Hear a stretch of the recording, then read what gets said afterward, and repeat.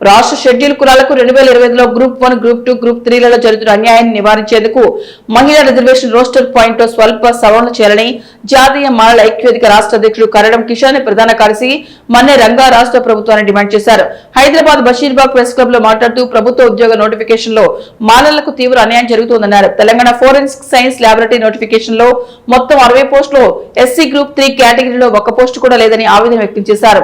ఇది రాజ్యాంగ విరుద్ధమని పేర్కొన్నారు. ఎస్సీలను ఉపవర్గాలుగా విభజించి ఒక వర్గాన్ని పూర్తిగా వెనక్కి నెట్టి మరో వర్గానికి ప్రభుత్వం కొమ్ము కాస్తుందని విమర్శించారు. భవిష్యత్తులో ఉద్యోగ నియామకాల్లో ఎస్సీ ఉపవర్గాలకు సమాన ప్రాతినిధ్యం ఉండేలా ప్రభుత్వం చర్యలు తీసుకోవాలని, లేని పక్షంలో పెద్ద ఎత్తున పోరాడతామని హెచ్చరించారు. సమావేశంలో పలువురు మాల సంఘాల జేఏసీ నేతలు పాల్గొన్నారు. అయితే ఇక్కడ ఎస్సీల వర్గీకరణ పేరు చేసిన రాజ్యాంగంలో ఉందా? రాజ్యాంగంలో ఇక్కడ రోస్టర్ పాయింట్లు మనం గమనించినట్టయితే ఫస్ట్ రోస్టర్ పాయింట్ సెకండ్ అది ఎస్సీ ఉమెన్కి వస్తుంది. ఏ కేటగిరీ సంబంధం లేదు. అక్కడ ఎస్సీ అవకాశాలు కల్పించాలి. 16(6)(4) నిబంధన ప్రకారం ఈ రిజర్వేషన్లు అనేవి 1940 ఆ పర్సెంటేజ్ పెంచుకుంటూ వచ్చి దాదాపుగా 20% ఈరోజు షెడ్యూల్ కులాల జాబ్ రాష్ట్రం కానీ ఆంధ్రప్రదేశ్ కానీ రిజర్వేషన్లు ఇచ్చేది కేవలం 15%. సరే 15% ఇచ్చారు. నిషాద్ కమిటీ వీళ్ళంతా కూడా ఇచ్చారు రిపోర్ట్. కానీ ఒకటే అడుగుతున్నాం, 71, 90గా ఈ రకంగా రోస్టర్ పాయింట్ ఇవ్వడం జరిగింది. దాన్ని ఇమీడియట్లీ 16, 27, 47, 66 మరియు 71గా మార్చాలని ఈ యొక్క వేదిక నుంచి మేము డిమాండ్ చేస్తున్నాం. యావత్ భారతదేశంలో కని విని ఎరగని రీతిలో మన ముఖ్యమంత్రి గారు చేసినటువంటి అన్యాయము ఏ రాష్ట్ర ప్రభుత్వం చేయలేదు.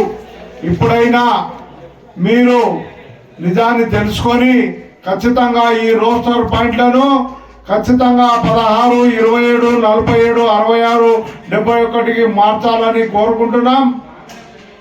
ఇకపోతే వచ్చేటువంటి ఎలక్షన్ లోపల గ్రేటర్ హైదరాబాద్ మున్సిపల్ కార్పొరేషన్ లో ఎలక్షన్ జరగబోతుంది. దాంట్లో మాకు ఎస్సీలకు పెద్ద ఎత్తున మాకు 56 సీట్లు మాకు కేటాయించాలి. ఇంతకుముందు ఇచ్చినట్టు కాకుండా ఇప్పుడు 300 సీట్లు చేయడం జరిగింది. పక్కన ఉన్నటువంటి మున్సిపల్ అందరిని విలీనం చేసి 300 డివిజన్లుగా చేయడం జరిగింది.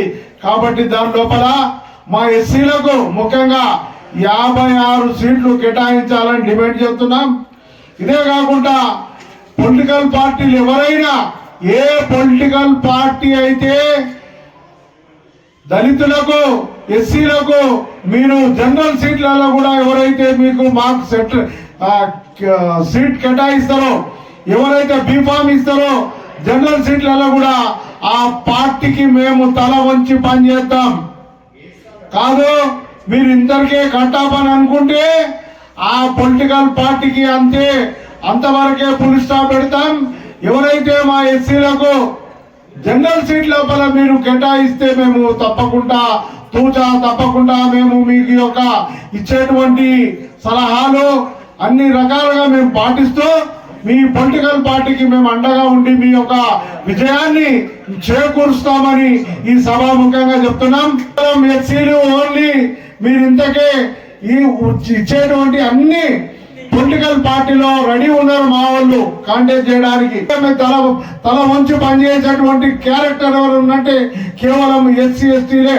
కానీ అన్ని పొలిటికల్ పార్టీలు ఎస్సీలకే ముఖ్యంగా అన్యాయం చేస్తుంది.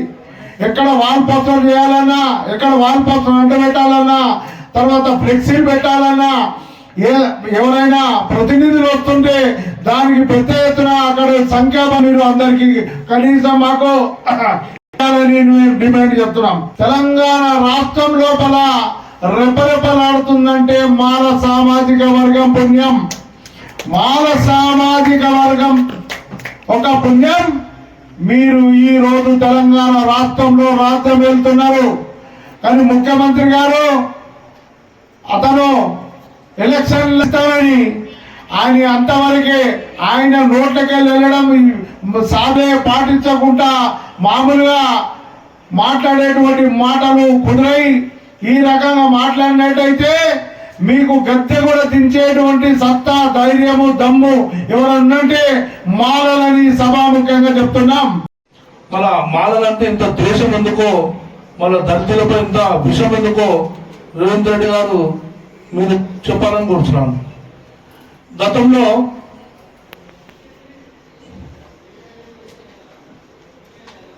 రేవంత్ రెడ్డి అంటే 18% దళితులకు కేటాయిస్తామని, రిజర్వేషన్ కేటాయిస్తామని చెప్పడం జరిగింది. ఆ 18% ఈ యొక్క జిహెచ్ఎంసీ ఎలక్షన్ లో కూడా వారు ఇవ్వాలని ఈ విధంగా సమావేశంలో చెప్పడం జరుగుతుంది.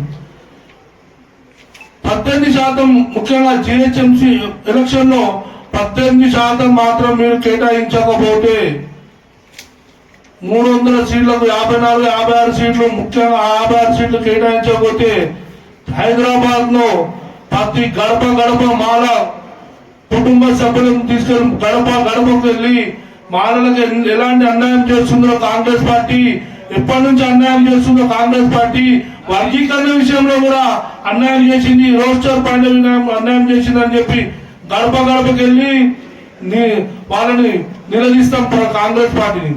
ఎందుకంటే ఇప్పుడున్న గతంలో 150 సీట్లు ఉండే, ఇప్పుడు 300 సీట్లు చేయడం జరిగింది.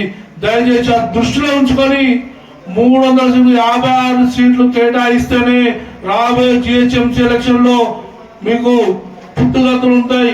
మాలతో పెట్టుకుంటే మాత్రం పుట్టుగతులు ఉండవని ఈ విధంగా కోరడం జరిగింది.